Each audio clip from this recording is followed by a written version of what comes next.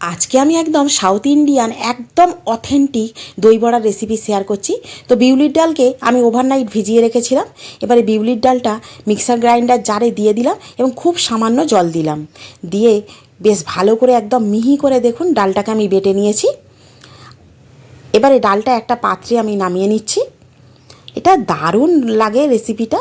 আর এখানে গরম জল আমি রেডি রেখেছি, কারণ গরম জলে দই বড়াটা বানিয়ে নিয়ে দিতে হবে, এবং সামান্য লবণ দিয়ে দিলাম।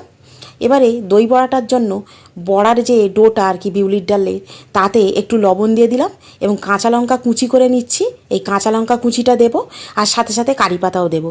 এটা কিন্তু দিলে দারুণ টেস্ট লাগবে। কারি পাতা কুচিগুলো দিয়ে দিলাম এবং খুব ভালোভাবে ফেটিয়ে নিচ্ছি। দারুণভাবে ফেটিয়ে নিতে হবে। আর এতে কিন্তু তো আপনার মানে তেঁতুলের চাটনি ফাটনি কিছু লাগছে না। এটা একদম সিম্পল দই বড়া, যেটা অথেন্টিক একদম সাউথ ইন্ডিয়ান দই বড়া।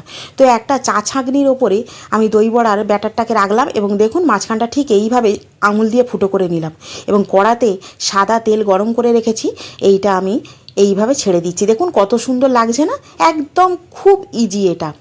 আমরা যে দই বড়াটা খাই তাতে মানে তেঁতুলের চাটনি দেয়, অনেকে ধনেপাতার চাটনি দেয়, কিন্তু এটা একদম অথেন্টিক দই বড়া এবং এতে তেঁতুলের চাটনির দরকার নেই। এটা প্লেন নর্মাল দই দিয়েই লাগে, মানে খাওয়া হয় বা পরিবেশন করা হয়, দুর্দান্ত লাগে। তো একে একে দই বড়াগুলো আমি তেলের মধ্যে দিয়ে দিলাম এবং ভেজে নিলাম বেশ লাল লাল করে। এটা দারুণ লাগে, মানে আমি বলে বোঝাতে পারবো না। আপনারা প্লিজ বানাবেন এবং তাহলে স্বাদটা গ্রহণ করবেন। এবং গরম জলে আমি একটু নরম হওয়ার জন্য দিয়ে দিলাম। আর এখানে আমি একটু সম্বরা করে নিচ্ছি।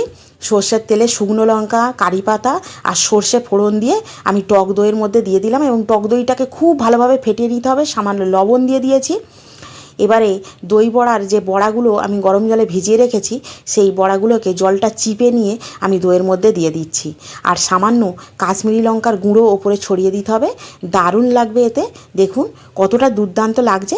তো এরকম অথেন্টিক দই বড়ার যদি স্বাদ নিতে চান, তাহলে ঠিক এইভাবে বানাবেন। এতে বিশেষ কোনো চাটনির দরকার নেই। এটা নর্মাল দই দিয়েই দারুণ লাগে, এবং এরকম বর্ষা ভেজা দিনে বিকেলবেলা খুব ভালো লাগবে। বাচ্চাদেরও দারুণ লাগবে। তাহলে দই বড়াটা বানাবেন।